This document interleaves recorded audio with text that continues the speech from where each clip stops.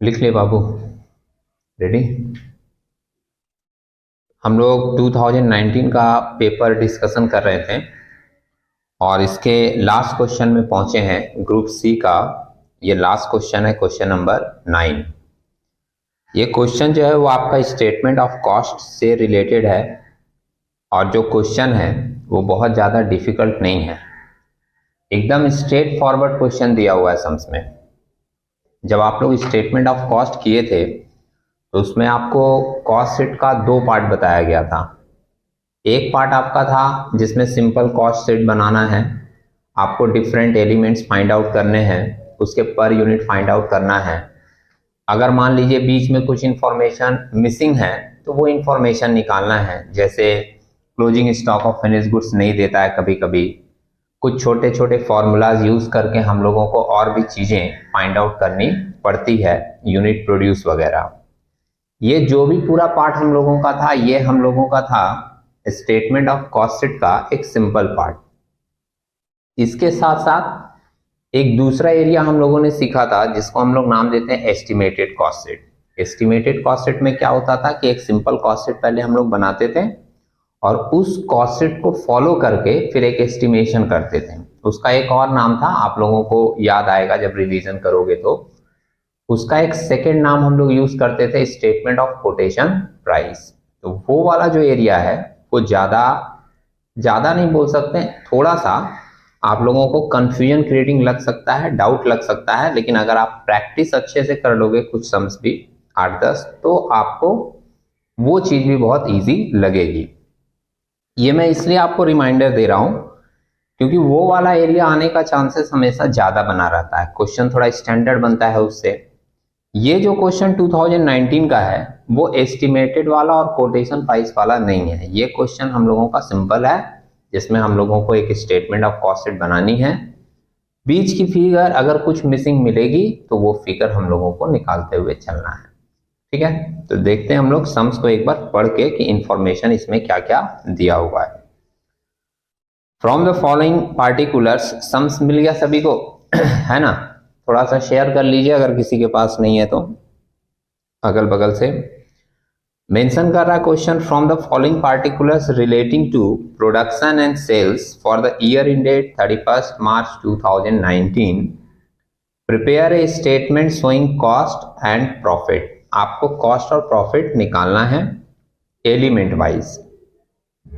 Information में सबसे पहले रॉ मटेरियल दी हुई है 1/4/2018 का, तो ये ओपनिंग डेट है, आप देख रहे हो पिछले साल का डेट दिया हुआ है, अप्रैल का डेट है, फर्स्ट डेट है, तो हम लोग ये opening stock of raw material में यूज करेंगे। इसके बाद आगे का इंफॉर्मेशन है WIP वर्क इन प्रोग्रेस 1/4/2018 को दिया है और इसके नीचे मेंशन क्या किया है देखोगे, एट प्राइम कॉस्ट 15,000 और उसी में लिखा है फैक्ट्री एक्सपेंसेस 3,000 और ऐड करके बाहर दिखाया 18,000। तो इसके बारे में हमने आपको चैप्टर पढ़ाने के समय कहा था कि जनरली हम लोग WIP का एडजस्टमेंट कहां पर करते हैं, फैक्ट्री ओवरहेड में, है ना? लेकिन अगर फैक्ट्री एक्सपेंसेस और प्राइम कॉस्ट दोनों अलग अलग करके WIP दिया रहे तो आप ध्यान रखिएगा कि एट प्राइम कॉस्ट बोलकर जो फिगर दिया है उसका एडजस्टमेंट प्राइम कॉस्ट के पहले हो जाएगा और फैक्ट्री एक्सपेंसेस करके जो फिगर दिया हुआ है उसका एडजस्टमेंट प्राइम कॉस्ट के बाद होगा। ठीक है, तो ये 2 फिगर अलग अलग रहेगा तो एडजस्टमेंट भी 2 जगह होगी, ये हम लोग ध्यान में रखते हैं। और अगर WIP एक ही साथ दे देता तो हम लोग उसको कहां एडजस्ट करते, फैक्ट्री ओवरहेड में। आगे का इंफॉर्मेशन देखोगे, मटेरियल परचेज दिया है 1,10,000 का, फ्रेट ऑन मटेरियल परचेज है, loss of material by fire है जिसको हम लोग एबनॉर्मल लॉस भी बोलते हैं, फैक्ट्री एक्सपेंसेस है, चार्जेबल एक्सपेंसेस है। ठीक, आगे का इंफॉर्मेशन है डायरेक्ट लेबर 1,35,000। फिगर ऐसा कुछ भी अननोन नहीं है, आपको फॉर्मेट सिंपल याद है तो आप कैलकुलेशन में मूव कर पाओगे।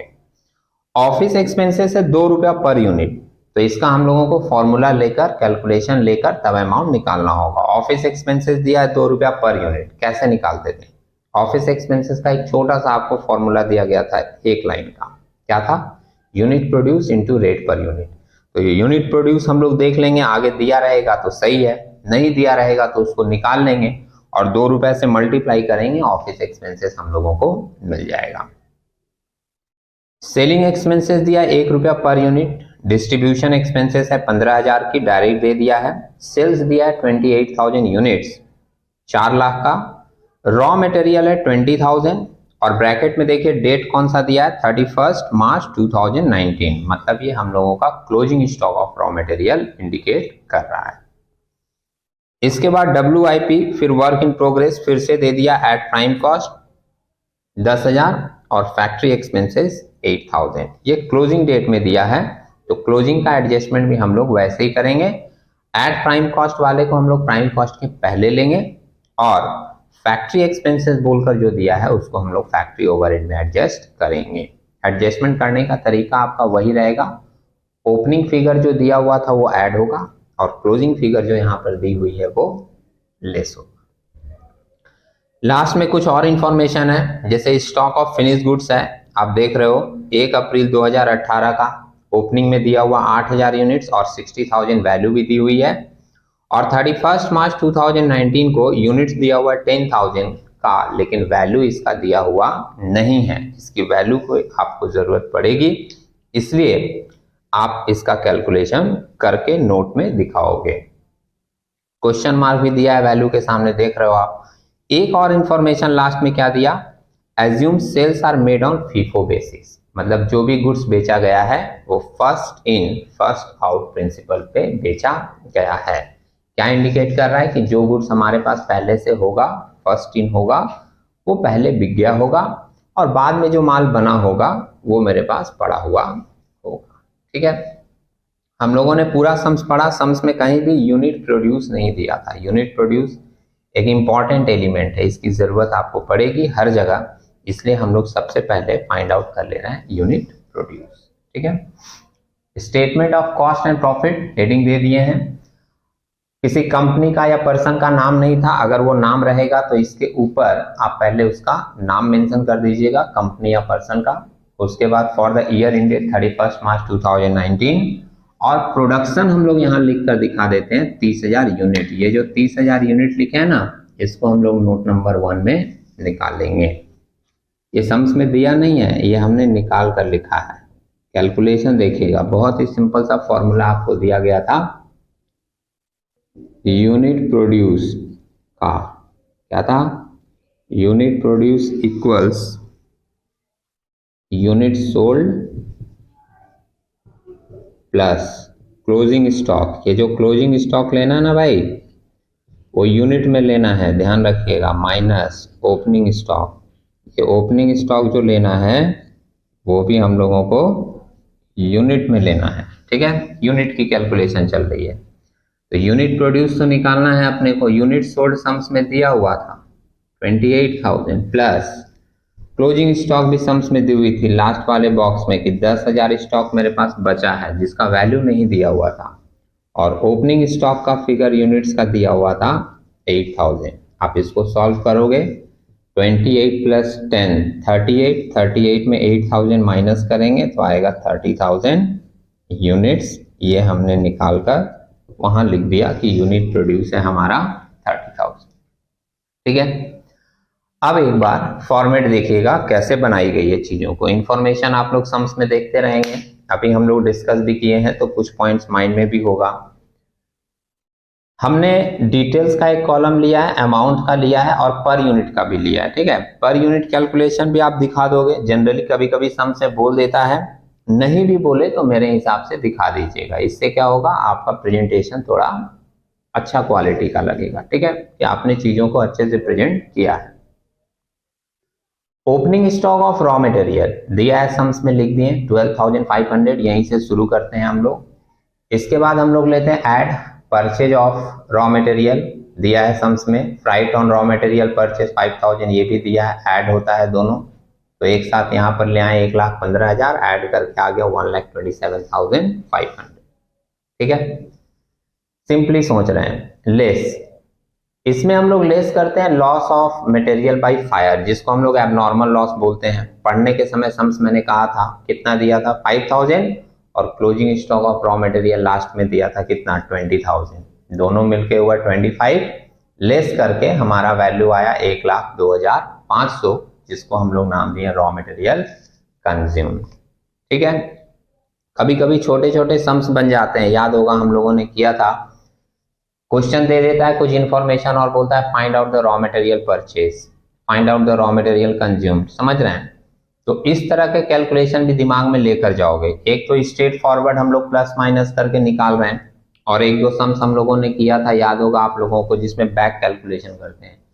बैक कैलकुलेशन करके भी हम लोग raw material consume, prime cost या फिर रॉ मटेरियल परचेज वगैरह फाइंड आउट करते हैं। तो वो छोटे छोटे सम्स में आपको मिल सकते हैं, प्रैक्टिस आपकी होनी चाहिए। रॉ मटेरियल कंज्यूम का रेट निकाल दें भाई। रेट हमने यहीं पर लिख दिया है कि पर यूनिट कैसे निकल रहा है, अमाउंट डिवाइडेड बाय यूनिट, मतलब 1,02,500 को आप डिवाइड करोगे 30,000 यूनिट से तो आपको ये रेट मिल जाएगा 3.417। ठीक है, डायरेक्ट लेबर या डायरेक्ट वेजेस सम्स में दिया था 1,35,000 ऐड किए, ऐड होता है चार्जेबल एक्सपेंसेस, ये ऐड करके जो फिगर मिला 2,62,500, इसी को हम लोग नाम देते थे प्राइम कॉस्ट। लेकिन इस सम्स में वर्क इन प्रोग्रेस में दो बातें लिख दी थी, एट प्राइम कॉस्ट और फैक्ट्री एक्सपेंसेस। तो हमने क्या कहा कि जो प्राइम कॉस्ट वाला एरिया होगा वो प्राइम कॉस्ट के पहले ही एडजस्ट होगा, इसलिए यहां पर ऐड किए opening work in progress, less किए क्लोजिंग वर्क इन प्रोग्रेस। ये जो दोनों आइटम है ये कौन सा वाला है, जो एट प्राइम कॉस्ट करके सम्स में दिया था उसका एडजस्टमेंट हो रहा है। ठीक है, और ये ऐड ये लेस करके जो फिगर मिला अब इसको हम लोग नाम देंगे प्राइम कॉस्ट, और जो रेट निकल रहा है वो सेम उसी तरीके से ये फिगर लीजिए, 30,000 से डिवाइड कीजिए, आपको ये रेट मिल जाएगा। क्लियर है? हाँ, एक जगह आपको थोड़ी सी डाउट आएगी, यहां पर जो है ये दोनों फिगर, यहाँ दो फिगर है ओपनिंग और क्लोजिंग, लेकिन रेट हमने लिखा है एक, दिख रहा है आपको? तो ये रेट जो है ना एडजस्ट करके लिखा हुआ है। एडजस्टमेंट मतलब जैसे आप 15,000 का रेट निकाल लो डिवाइडेड बाई 30,000 करके, और जितना वो रेट आएगा 10,000 का रेट निकाल लो 10,000 डिवाइडेड बाई 30,000 करके, समझ रहे हैं? उन दोनों रेट को एडजस्ट करके जो फाइनल एडजस्ट करके फिगर मिलेगा वो हमने यहाँ पर लिख दिया है, समझ रहे हैं? ये प्लस का फिगर है तो इसका जो रेट मिलेगा, ये माइनस का फिगर है, वो रेट में से ये जो रेट निकलेगा वो माइनस करके तब आप देखोगे आपको ये वाली वैल्यू मिल जाएगी। ठीक है, या फिर आपको एक दूसरा तरीका बता दे रहे हैं, अगर यहाँ पर आपको ऐसे कंफ्यूजन या हॉट पॉच टाइप लग रहा हो तो देखिएगा, आप इसको ऐड किए इसको माइनस किए तो आपको प्राइम कॉस्ट मिल गया। आप प्राइम कॉस्ट का रेट निकाल दो, प्राइम कॉस्ट का रेट जो निकाले हैं ना, कैसे निकाले हैं, 2,67,500 डिवाइडेड बाई 30,000। आप देखोगे ये रेट आपको मिल जाएगा 8.917, कैलकुलेट करके देख लीजिए, मिला। अब ये जो आपको प्राइम कॉस्ट का रेट मिला है ये आपको मिल चुका है, और ऑलरेडी आपके पास ये रेट था इन तीनों को जोड़कर 8.75, तो आप इन दोनों का डिफरेंस अगर निकालोगे 8.917 माइनस 8.75, तो इन दोनों का जो डिफरेंस होगा, या उसको आप बैलेंसिंग फिगर भी बोल सकते हो, वो आपको मिल जाएगा कितना, 0.167। तो जहां पर भी ये ओपनिंग स्टॉक और क्लोजिंग स्टॉक का एडजस्टमेंट होना, वहां पर आपको अगर कंफ्यूजन लगे रेट वगैरह लिखने में, तो आप सिंपली क्या कीजिएगा कि उसके बाद का जो फाइनल फिगर है उसका रेट लिख दीजिएगा, और उसका रेट लिखने के बाद जो उसके ऊपर वाला रेट रहेगा उन दोनों का डिफरेंस निकालकर बीच का जो एडजस्टमेंट है वहां पर वो रेट मेंशन कर दीजिएगा। ठीक है, सिंपल है। आगे भी मिलेगा, देख लीजिएगा फिर से। अभी यहाँ पर हम लोग इसमें ऐड करते हैं फैक्ट्री एक्सपेंसेस, तो फैक्ट्री एक्सपेंसेस ऐड करके हम लोगों को एक फिगर मिला, इसमें हम लोग फिर से ऐड करेंगे ओपनिंग वर्क इन प्रोग्रेस और लेस करेंगे क्लोजिंग वर्क इन प्रोग्रेस। ये जो फिगर था ये लिखा हुआ था फैक्ट्री एक्सपेंसेस बोलकर सम्स में, समझ रहे हैं? WIP का दो जगह एडजस्टमेंट है, एट प्राइम कॉस्ट वाला यहाँ और फैक्ट्री एक्सपेंसेस वाला यहाँ। ओपनिंग ऐड हो रहा है, क्लोजिंग लेस हो रहा है, एडजस्ट करके फिगर आया कितना, ओवर कॉस्ट का 332,500। अब फिर से आपको ऐसा कर लो, 332,500 को डिवाइड कर दो 30,000 से, आपको रेट मिल जाएगा 11.083। मैं पॉइंट के बाद तीन फिगर लेकर चल रहा हूँ, पॉइंट के बाद 4 फिगर भी आप ले सकते हो, पॉइंट के बाद 2 फिगर भी ले सकते हो। तो जब पॉइंट के बाद कुछ फिगर आए तो आप एडजस्टमेंट करके ले लीजिएगा। अगर उसके कारण आपको 2-4-10 रुपए का डिफरेंस मिले अमाउंट में, तो वहां पर कंफ्यूजन में क्रिएट मत कीजिएगा, समझ रहे हैं? क्योंकि जब हम लोग पॉइंट में लेकर कैलकुलेशन करते हैं और उसका यूनिट से मल्टीप्लाई करते हैं, तो अगर आप पॉइंट के बाद सारा फिगर ले रहे हो तब तो आपको एग्जैक्ट अमाउंट मिल जाएगा। लेकिन अगर मान लो कोई पर्सन पॉइंट के बाद 2 फिगर लिया, कोई पॉइंट के बाद 3 फिगर लेके कैलकुलेशन कर रहा है, कोई पॉइंट के बाद 4 फिगर लेकर कैलकुलेशन कर रहा है, कोई पॉइंट के बाद जितना फिगर है सभी लेकर कैलकुलेशन कर रहा है, तो सब में अमाउंट में मल्टीप्लाई करने पर थोड़े बहुत डिफरेंस 2, 4, 5, 10 रुपए के क्रिएट हो सकते हैं, समझे? मैं 3 फिगर लेके किया हूं तो कैलकुलेशन क्या बोल रहा था, ये हमने वर्क कॉस्ट निकाल लिया 332,500, इसको डिवाइड करेंगे 30,000 से, रेट मिल जाएगा 11.083, और इससे आप इसको सिंपली क्या कर दीजिए, माइनस कर दीजिए। दोनों का डिफरेंस आप निकालोगे, जो डिफरेंस आएगा वो यहाँ पर पुट कर दोगे, ठीक है? क्योंकि आप देख रहे हो कि ये फिगर ज्यादा है और ये फाइनल फिगर हमारा कम आया है, मतलब जो डिफरेंस होगा ना वो निगेटिव में आएगा, इसलिए हमने यहाँ पर निगेटिव में फिगर रखा है ब्रैकेट में। और आप वहां से भी देख सकते हो ओपनिंग स्टॉक ऐड हो रहा है 3,000, क्लोजिंग स्टॉक माइनस हो रहा है 8,000, मतलब जो माइनस वाला फिगर है ना वो ज्यादा है। तो माइनस वाला फिगर अगर ज्यादा है तो जो रेट निकलेगा वो रेट भी हमारा निगेटिव में होगा। क्लियर है? अब आगे देखिएगा, ऐड करते हैं वर्क कॉस्ट में हम लोग क्या, ऑफिस एक्सपेंसेस। तो ऑफिस एक्सपेंसेस का फॉर्मूला हम लोगों का क्या था, unit produce into rate per unit. Unit produce हम लोगों ने निकाला 30,000 और रेट पर यूनिट सम्स में दिया हुआ है कितना, 2 रुपया, मल्टीप्लाई करके आ गया 60। 2 रुपया तो इसका रेट दिया ही था, इन दोनों को ऐड किया, आ गया cost of production. Cost of production को भी आप डिवाइड करोगे 30,000 से, आपको ये रेट मिल जाएगा। क्लियर है? इसके बाद ऐड करते हैं opening stock of finish goods, दिया है सम्स में 60,000, लेस करते हैं closing stock of finish goods, जिसके लिए हमने लिखा है वर्किंग नोट 2। ये आपको वर्किंग नोट 2 में निकाला गया है। आपको एक बार कैलकुलेट करके दिखा देते हैं। Working note 2, calculation for closing stock of finish goods, closing stock of finish goods.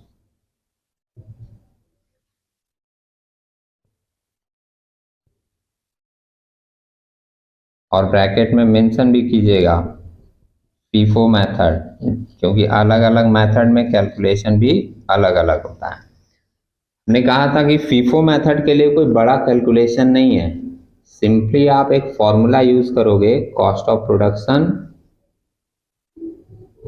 Production divided by unit produce, और बिना सम्स को आधा सॉल्व किए आप ये वर्किंग भी नहीं कर पाएंगे। कैसे नहीं कर पाएंगे? अगर आप सुन रहे हैं मेरी बात तो आपको बता दें,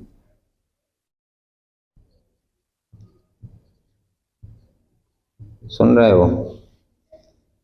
क्योंकि इस फॉर्मूला के लिए आपको चाहिए कॉस्ट ऑफ प्रोडक्शन। जब तक आप आधा सम सॉल्व नहीं करेंगे तब तक आपको कॉस्ट ऑफ प्रोडक्शन नहीं मिलेगा। दिख रहा है आपको? कॉस्ट ऑफ प्रोडक्शन कितना है, 392,500 divided by unit produce. Unit produce आपने अभी ऊपर निकाला है 30,000 यूनिट्स, ये दिखा, और अनसोल्ड यूनिट सम्स में दिया हुआ है, अनसोल्ड यूनिट्स बचा है 10,000। इसको आप सॉल्व करोगे, सॉल्व करके एक बार देख लीजिए, 392,500 डिवाइडेड बाय 30,000 इंटू 10,000 कर रहे हैं हम, तो हमको फिगर मिल रहा है 130,833। वही फिगर वहां पर लिखे हैं हम, 130,833। ठीक है? अब ये opening stock of finish goods add हुआ, closing stock of finish goods minus हुआ, तो ये प्लस माइनस करके फाइनल फिगर यहां लिख दिया हमने, जिसको हम लोग नाम देते हैं कॉस्ट ऑफ गुड्स सोल्ड। और फिर से आपको बता दें कि इन दोनों को एडजस्ट करके ये रेट यहां लिखा गया था, इन दोनों को एडजस्ट करके ये रेट यहां लिखा गया है, और यहाँ भी माइनस का फिगर ज्यादा है तो हमारा रेट माइनस में होगा। और एक बात, ये जो कॉस्ट ऑफ गुड्स सोल्ड यहाँ पर निकला है 321,667, जो ये प्लस माइनस करके आया है, इसका जो रेट आप फाइंड आउट किए 11.488, इसको ध्यान रखिएगा। कॉस्ट ऑफ गुड्स सोल्ड के समय मैंने फॉर्मूला भी दिया था कि इसका रेट हम लोग जब निकालते हैं कॉस्ट ऑफ गुड्स सोल्ड, तो इसको डिवाइड प्रोडक्शन से नहीं करते हैं, इसको डिवाइड करते हैं यूनिट्स सोल्ड से, समझे। तो ये रेट जो आपको मिलेगा वो कैसे मिलेगा, जो आपका कॉस्ट ऑफ गुड्स सोल्ड आया ये फिगर, इसको आप डिवाइड यूनिट सोल्ड से करोगे और कितना यूनिट बेचा गया है मेंशन किया है सम्स में, जाकर आप देख सकते हो। यहाँ पर मैंने लिखा भी है यूनिट सोल्ड सम्स में दिया था कितना 28,000। तो 321,667 को आप डिवाइड करोगे किससे 28,000 से, आपको फिगर मिलेगा 11.488। और ये जो रेट मिला इससे आप इसको डिफरेंस करके इन दोनों का जो डिफरेंस निकालोगे बैलेंसिंग फिगर, वो आप रेट यहाँ पर मेंशन कर दोगे, ठीक है। यहाँ से हम लोग जो भी रेट लेते हैं अब वो रेट हम लोग प्रोडक्शन पे नहीं लेते हैं, वो रेट हम लोग लेते हैं यूनिट सोल्ड के ऊपर। आप फॉर्मूला देखिएगा जाकर, उसमें आपको फिर से मिलेगा कि कॉस्ट ऑफ गुड्स सोल्ड का जो रेट लेते हैं वो डिवाइड करते हैं यूनिट सोल्ड से, टोटल कॉस्ट या कॉस्ट ऑफ सेल्स को जो डिवाइड करते हैं वो भी यूनिट सोल्ड से, प्रॉफिट निकालने के लिए जब डिवाइड करते हैं रेट निकालने के लिए तो वो भी डिवाइड करते हैं यूनिट सोल्ड से, और सेलिंग प्राइस को भी जब हम लोग रेट निकालना होता है तो डिवाइड करते हैं यूनिट सोल्ड से, ठीक है। यहां तक की जो कैलकुलेशन थी उसमें डिवाइड हो रहा था यूनिट प्रोड्यूस से, लेकिन अब जो डिवीजन होता है वो होता है यूनिट सोल्ड से। तो कॉस्ट ऑफ गुड्स सोल्ड तक का एरिया क्लियर है। इसमें हम लोग ऐड कर देते हैं सेलिंग एक्सपेंसेस, सिंपल सा फॉर्मूला है unit sold into rate. Selling expenses unit sold है 28,000 और रेट सम्स में दिया है 1 रुपया, 28,000 लिख दिए, 1 रुपया रेट है। डिस्ट्रीब्यूशन एक्सपेंसेस ऑलरेडी सम्स में दिया हुआ है 15,000, तो डायरेक्ट लिख दिए, और 15,000 को फिर आप डिवाइड कर दोगे किससे 28,000 से, तो आपको ये रेट मिल जाएगा। अब इसको जोड़ दिए, जोड़कर आ गया हमारा टोटल कॉस्ट या कॉस्ट ऑफ सेल्स, ठीक है। और सम्स में सेल्स दिया हुआ था तो आप इन दोनों का डिफरेंस निकाल दीजिए, ये आपका प्रॉफिट हो जाएगा, जिसको आप बैलेंसिंग फिगर बोलकर इंडिकेट कर देंगे। इन दोनों का डिफरेंस कितने का डिफरेंस है 35,333 है ना। और इसका भी रेट हम लोग निकाले हैं तो किससे डिवाइड किए होंगे 28,000 से यूनिट सोल्ड से, और सेल्स का भी जो रेट निकाले हैं वो डिवाइड किए होंगे किससे यूनिट सोल्ड से 28,000 से। आप लोग डिवाइड करके ये सारा रेट देख लीजिए कि आपको ये रेट मिल रहा है या नहीं, ठीक है। अब अगर मान लीजिए किसी का नोट लिखा हुआ नहीं हो या बीच का किसी का कोई फिगर छूट गया हो, तो आप लोग एक बार क्लियरली उसको लिख लीजिए। मन में कोई डाउट आए इससे रिलेटेड तो आप एक बार फिर से पूछ लीजिए, मैं उसको फिर से एक बार एक्सप्लेन कर दूंगा, ठीक है। Thank you.